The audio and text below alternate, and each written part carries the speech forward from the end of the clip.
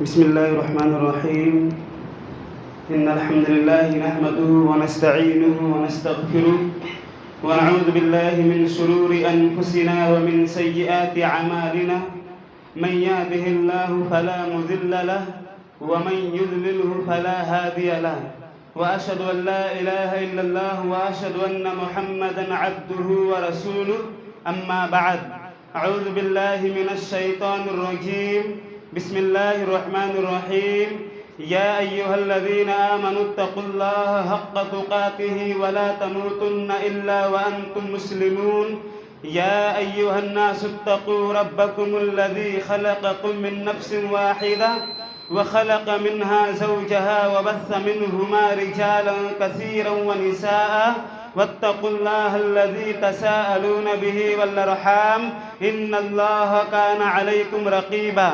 يا أيها الذين آمنوا اتقوا الله وقولوا قولا سديدا يصلح لكم أعمالكم ويغفر لكم ذنوبكم، ومن يطع الله ورسوله فقد فاز فوزا عظيما.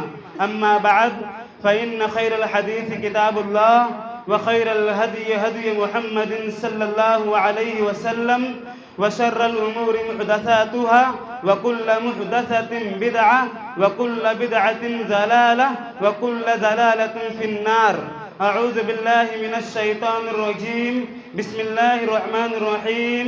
قل هو الله أحد الله الصمد لم يلد ولم يولد ولم يكن له كفوا أحد.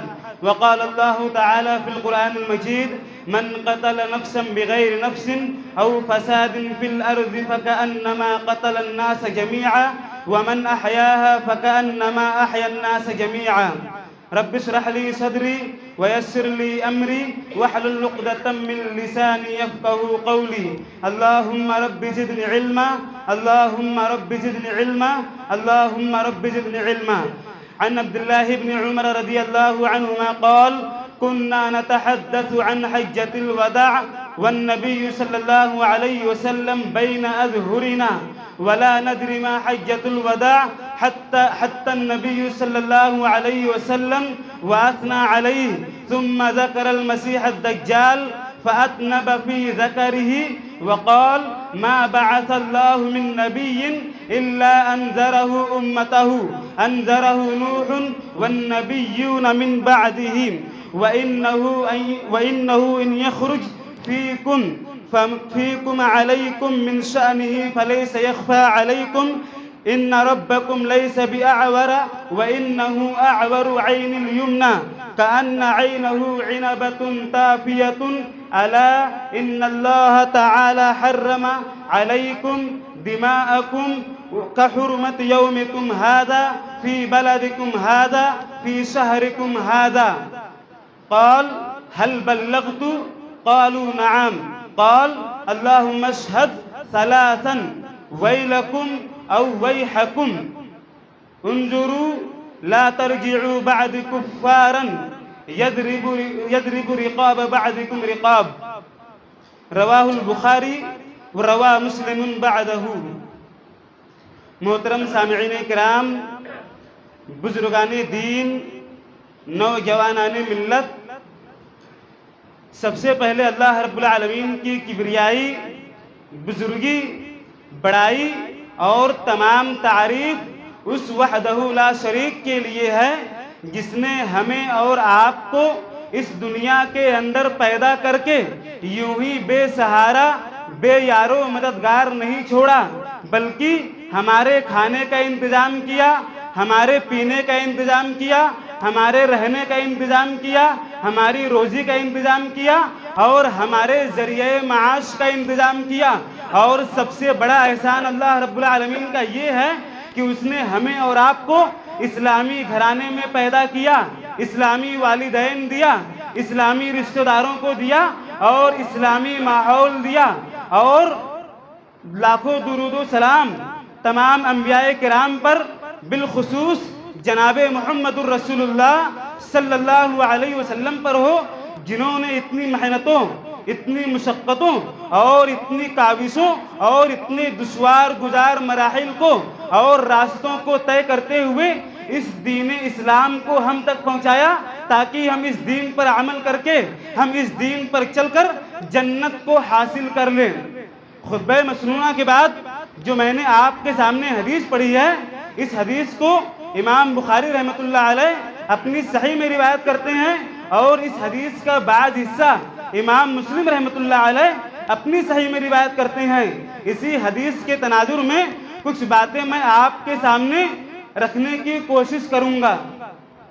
اس حدیث کے راوی حضرت عبداللہ بن عمر رضی اللہ تعالی عنہ ہے، کہتے ہیں كنا نتحدث عن حجة الوداع والنبي صلی اللہ علیہ وسلم بین اظہرنا، کہ ایک مرتبہ ہم حجۃ الوداع کے سلسلے میں بیٹھ کر گفتگو کر رہے تھے، نبی کریم صلی اللہ علیہ وسلم ہمارے درمیان موجود تھے، ولا ندری ما حجۃ الوداع حتی حمد اللہ رسول اللہ صلی اللہ علیہ وسلم واثنى علیہ، اور نبی کریم صلی اللہ علیہ وسلم نے جب ہماری حالت کو دیکھی تو آپ کھڑے ہوئے، آپ منبر پر تشریف لے کر آئے اور صحابہ کرام کو مخاطب کیا، اللہ رب العالمین کی تعریف کی، اور آپ صلی اللہ علیہ وسلم نے ثم ذکر المسیح الدجال، دجال کا ذکر فرمایا، اور آپ نے اس میں کچھ تفصیل سے کام لیا۔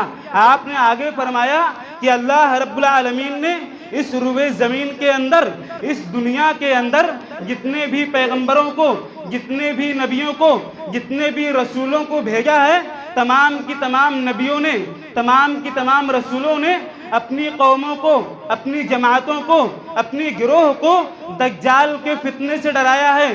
حضرت نوح علیہ السلام نے اپنی قوم والوں کو دجال کے فتنے سے ڈرایا، اور ان کے بعد آنے والے قوم، ان کے بعد آنے والے رسولوں نے، ان کے بعد آنے والے نبیوں نے اپنی اپنی جماعتوں کو دجال کے فتنے سے ڈرایا، اور آپ نے آگے فرمایا کہ لوگوں یاد رکھو کہ دجال کا عن قریب خروج ہونے والا ہے، میں تمہیں اس کی کچھ نشانیاں بتلا دیتا ہوں تاکہ تم اس نشانی کو دیکھ کر تم پہچان لینا کہ یہ دجال ہے، تم اس کے دھوکے میں، تم اس کے فریب میں، تم اس کی آزمائش میں نہ پڑنا۔ اللہ رب العالمین، ہمارا رب کانا نہیں ہے، ہمارا رب اندھا نہیں ہے، دجال بائیں آنکھ سے کانا ہوگا، بائیں آنکھ اس کی مٹی ہوئی ہوگی، وہ اپنی بائیں آنکھ سے نہیں دیکھ سکے گا۔ اور آگے اللہ کے رسول کہتے ہیں کہ خبردار تم لوگ، اللہ رب العالمین نے ایک مسلمان کا دوسرے مسلمان پر خون کو، اس کے مال کو حرام کر دیا ہے، ایک مسلمان دوسرے مسلمان کی جائیداد کو نہ ہڑپے، ایک مسلمان دوسرے مسلمان کی جائیداد کو اور اس کی دولت کو ہڑپ کر اپنی جائیداد اور پراپرٹی نہ بنائے، ایک مسلمان دوسرے مسلمان کی گردن کو نہ کاٹے، ایک مسلمان دوسرے مسلمان کو موت کی نیند نہ سلائے، ایک مسلمان دوسرے مسلمان کو پریشان نہ کرے۔ یہ اللہ کے رسول صلی اللہ علیہ وسلم نے ہمیں اور آپ کو نصیحت کی ہے، لیکن آج ہمارا حال کیا ہے؟ آج مسلمانوں کے اندر سب سے زیادہ یہی لوگ دوسرے کا پیسہ کھا کر بیٹھے ہوئے ہیں، یہی لوگ دوسرے کی زمین کو ہڑپ کر، گاؤں دیہات کا کیا حال ہوتا ہے؟ ایک بالغ زمین کے لیے سالوں سالوں تک لڑائی چلتی رہتی ہے، حالانکہ زمین ان کی نہیں ہوتی ہے۔ ہر دھرمی اور طاقت اور پاور کا غلط استعمال کرتے ہوئے غریبوں کو دبایا جاتا ہے، کمزوروں کو دبایا جاتا ہے، اور ان کو اپنے راستے سے ہٹایا جاتا ہے۔ یہ کہاں تک صحیح ہے؟ جو اسلام اور جو نبی اور جو اللہ ہمیں اور آپ کو منع کر رہا ہے، اور ہمارا اور آپ کا یہ حال ہے کہ ہم اپنے روش پر اڑے ہوئے ہیں، ہم سیدھے راستے پر نہیں آ رہے ہیں۔ اور آگے اللہ نے فرمایا کہ تمہارے لیے ہلاکت ہے، تمہارے لیے بربادی ہے، تم پر افسوس ہے، تم لوگ میری وفات کے بعد ایک دوسرے کی گردنوں کو نہ مارنا، ایک دوسرے سے قتال نہ کرنا، ایک دوسرے سے لڑائی نہ کرنا۔ آج خاص کر بیگن واڑی کا حال، ہم دوسری جگہ کی بات نہیں کریں گے کیونکہ ہم اور آپ یہیں پر رہتے ہیں۔ آج ہمارے نوجوان بھائیوں کا کیا حال ہے؟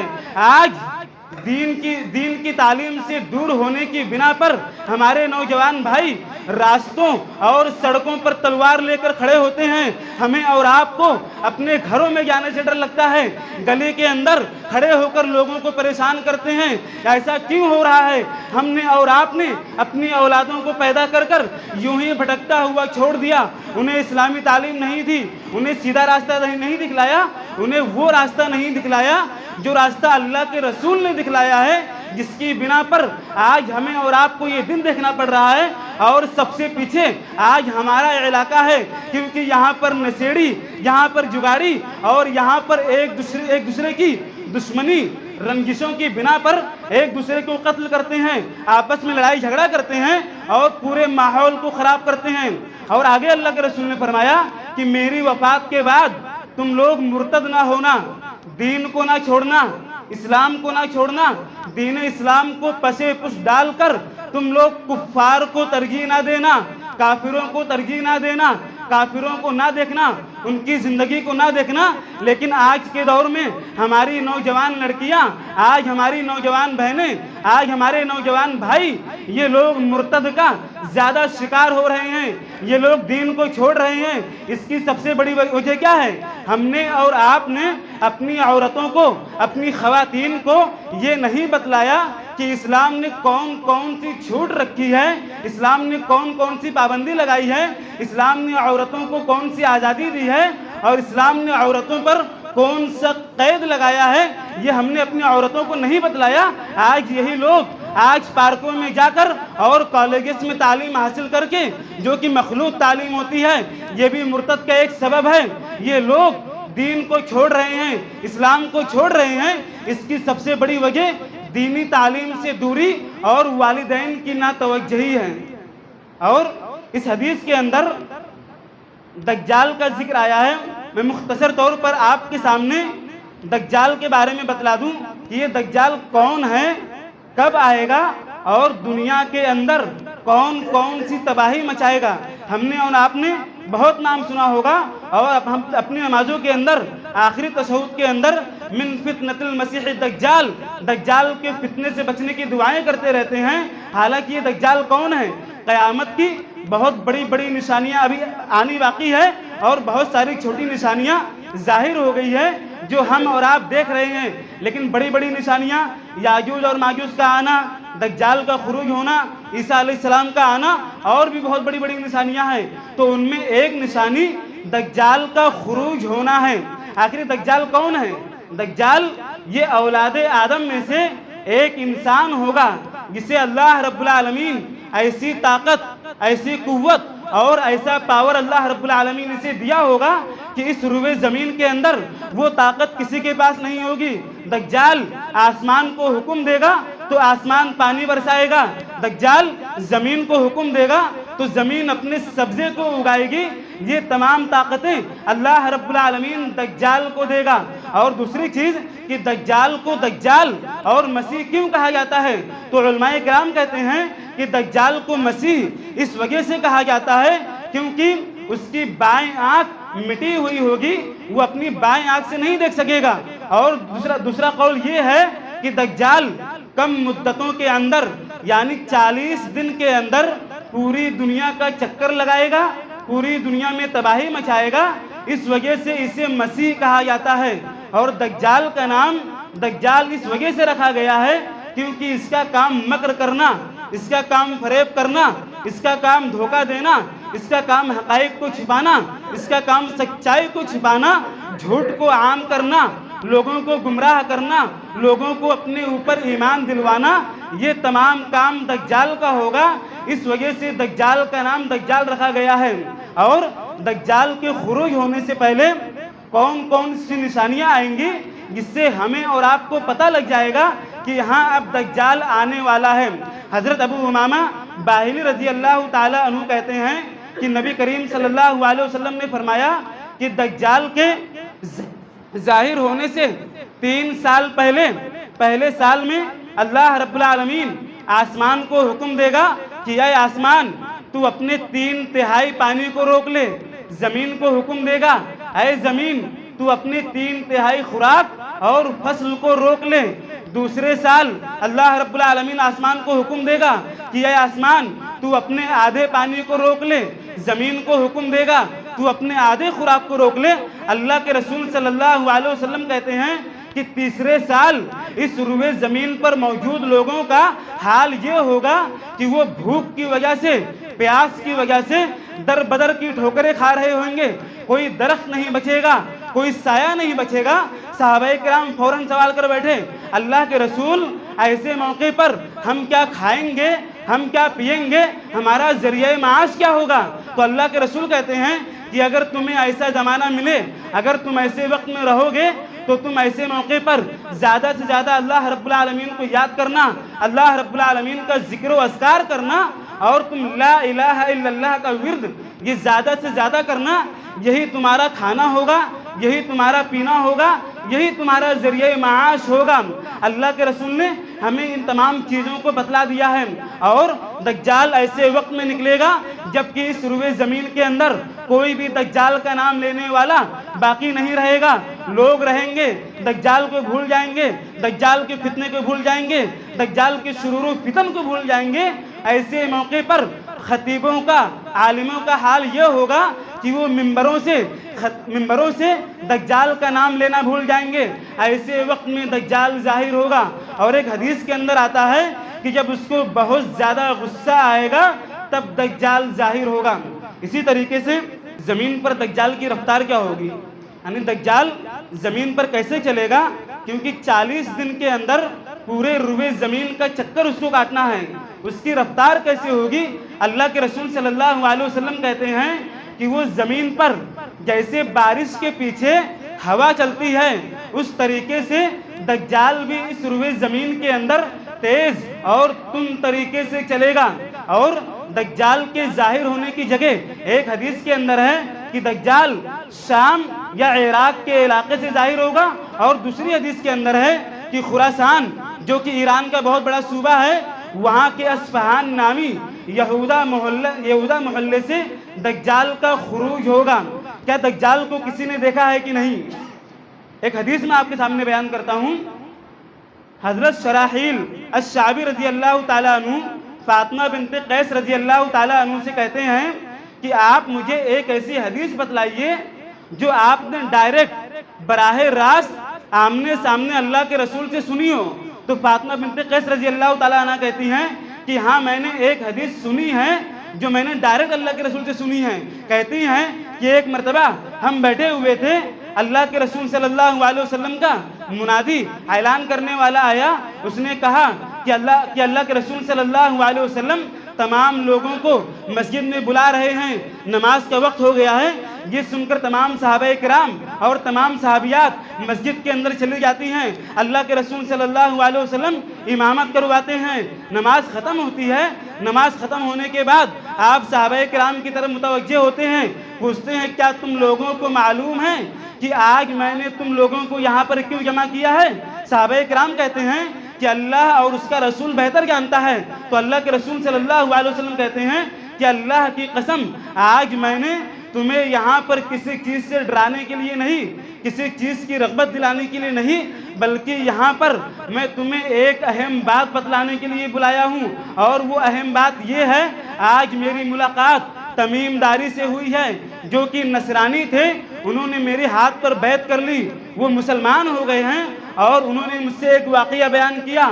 اس واقعے کے اندر انہوں نے جس انسان کا ذکر کیا ہے اس کی تمام صفات دجال سے ملتی ہے۔ اللہ کے رسول کہتے ہیں کہ تمیم داری کہتے ہیں کہ ہم 30 لوگ ایک مرتبہ سمندری سفر میں نکلے، اور لہروں اور موجوں کی وجہ سے ہم لوگ سمندر کے اندر بھٹک گئے۔ ہماری کشتی 1 مہینے تک سمندر کے اندر بھٹکتی رہی۔ 1 مہینے کے بعد ہم ایک جزیرے پر گئے۔ جب ہم جزیرے پر گئے تو ہم نے وہاں پر ایک جانور کو دیکھا جس کے بدن پر اتنے زیادہ بال تھے، نہ اس کا اگلا حصہ دکھائی دیتا نہ اس کا پچھلا حصہ دکھائی دیتا، گویا کہ اوپر سے نیچے تک اس کے بدن پر پورے بال تھے۔ ہم نے پوچھا کہ تیرا نام کیا ہے؟ اس نے کہا کہ میرا نام جساسہ ہے۔ ایک انسان، ایک ہیکل فلاں خانقاہ کے اندر بیٹھ کر تمہارا انتظار کر رہا ہے۔ یہ سن کر ہم 30 لوگ اس جانور کے پیچھے چلتے ہیں، وہ ایک خانقاہ کے اندر لے کر جاتا ہے۔ ہم دیکھتے ہیں کہ ایک انسان عظیم الجثہ اوپر سے لے کے نیچے تک لوہے کی زنجیروں میں بندھا ہوا ہے۔ وہ کہتا ہے کہ میں تمہارا انتظار کر رہا تھا۔ پھر ان سے سوال کرتا ہے، کہتا ہے کہ تم لوگ یہاں پر کیسے پہنچے؟ وہ لوگ سارا واقعہ بتلاتے ہیں۔ پھر وہ پوچھتا ہے کہ تم لوگ بیسان کے بارے میں بتلاؤ۔ بیسان یہ فلسطین کے اندر ایک جگہ ہے، وہاں پر باغات ہے۔ وہ آدمی پوچھتا ہے کہ بیسان کے درختوں کے بارے میں بتاؤ۔ تمیم داری کہتے ہیں کہ تم وہاں کے بارے میں کیا پوچھنا چاہتے ہو؟ تو وہ کہتا ہے کہ وہاں کے درخت پھل دے رہے ہیں کہ نہیں؟ تو وہ لوگ کہتے ہیں کہ ہاں وہاں کے درخت پھل دے رہے ہیں۔ لہذا وہ آدمی کہتا ہے کہ عن قریب وہ درخت پھل دینا بند کر دیں گے۔ پھر پوچھتا ہے کہ مجھے بحیرہ تبریہ کے بارے میں بتایا جائے۔ تو تمیم داری کہتے ہیں کہ تم کیا پوچھنا چاہتے ہو؟ تو پوچھتا ہے کہ بحیرہ تبریہ یہ فلسطین اور اردن کے مقام پر ایک بہت بڑی دریا ہے جس میں آج بھی پانی موجود ہے۔ پوچھتا ہے وہاں پر پانی موجود ہے کہ نہیں؟ تو وہ لوگ کہتے ہیں کہ ہاں آج وہاں پانی موجود ہے۔ تو کہتا ہے عن قریب وہاں کا پانی ختم ہو جائے گا۔ پھر پوچھتا ہے کہ مجھے زغر چشمے کے بارے میں بتلایا جائے جو بحر مردار کے کنارے ایک چشمہ ہے۔ وہ لوگ کہتے ہیں تم سوال کیا کرنا چاہتے ہو؟ وہ کہتا ہے کیا وہاں کے چشموں سے کسان لوگ فائدہ اٹھا رہے ہیں کہ نہیں؟ اس کے پانی سے اپنے کھیتوں کو سیراب کر رہے ہیں کہ نہیں؟ تو وہ لوگ کہتے ہیں کہ ہاں اس چشمے سے وہ لوگ فائدہ اٹھا رہے ہیں۔ تو کہتا ہے کہ عن قریب وہ چشمہ سوکھ جائے گا۔ پھر پوچھتا ہے کہ ان پڑھوں کے نبی تمہارے نبی کا کیا حال ہے؟ وہ لوگ کہتے ہیں کہ وہ مکہ سے مدینہ ہجرت کر آ گئے ہیں۔ پوچھتا ہے کہ اب نتیجہ کیا رہا؟ وہ لوگ کہتے ہیں کہ نبی صلی اللہ علیہ وسلم اور اسلام تمام مکہ والوں پر غالب آ گیا ہے، اسلام پوری دنیا میں پھیل گیا ہے۔ وہ کہتا ہے کیا اتنا کچھ ہو چکا ہے؟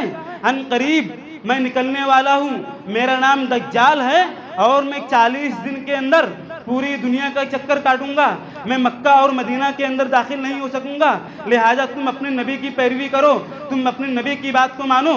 نبی کریم صلی اللہ علیہ وسلم کہتے ہیں کہ یہ مدینہ ہے اور آپ کہتے ہیں کہ دجال آج بھی شام یا یمن کے سمندر میں موجود ہے، بلکہ وہ مشرق میں ہے۔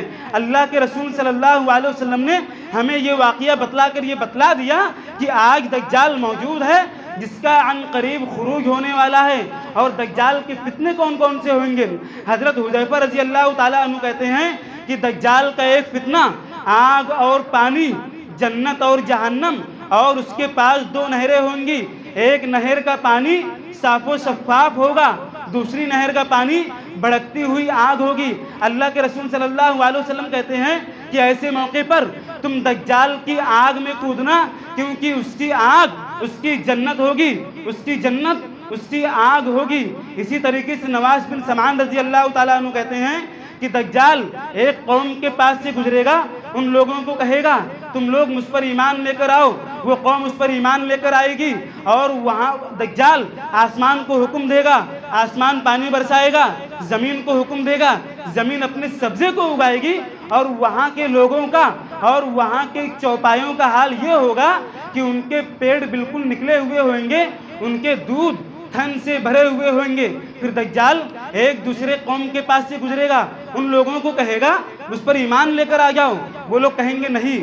تو وہی دجال ہے جس کے بارے میں اللہ کے رسول صلی اللہ علیہ وسلم نے بتلایا تھا ہم تجھ پر ایمان نہیں لے کر آئیں گے، لیکن جب وہ صبح اپنی بستروں سے اٹھیں گے تو دیکھیں گے ان کی کھیتیاں جل کر راکھ ہو چکی ہوں گی، کھیتیوں کا نام و نشان مٹ چکا ہوگا۔ اور ایسے ہی دجال ایک دیہاتی کے پاس سے گزرے گا، ان سے کہے گا کہ اگر میں تیرے فوت شدہ والدین کو زندہ کر دوں تو کیا تو مجھ پر ایمان لے کر آئے گا؟ وہ دیہاتی کہے گا کہ ہاں میں تجھ پر ایمان لے کر آؤں گا۔ دجال 2 شیطانوں کو حکم دے گا جو اس کے ماں باپ کی شکل میں آئیں گے، اور وہ دیہاتی اس پر ایمان لے کر آ جائے گا، اور ایک فتنہ خوشحالی کا فتنہ ہوگا۔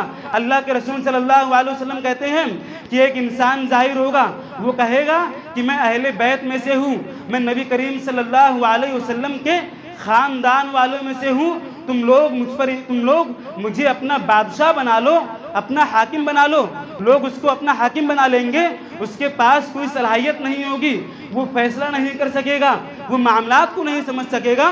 اللہ کے رسول صلی اللہ علیہ وسلم کہتے ہیں کہ اس کے بعد ایک ایسا زبردست فتنہ آئے گا کہ جب لوگ کہیں گے کہ یہ فتنہ اب ختم ہونے والا ہے، لیکن اتنی ہی تیزی سے وہ فتنہ دوبارہ پلٹ کر آئے گا۔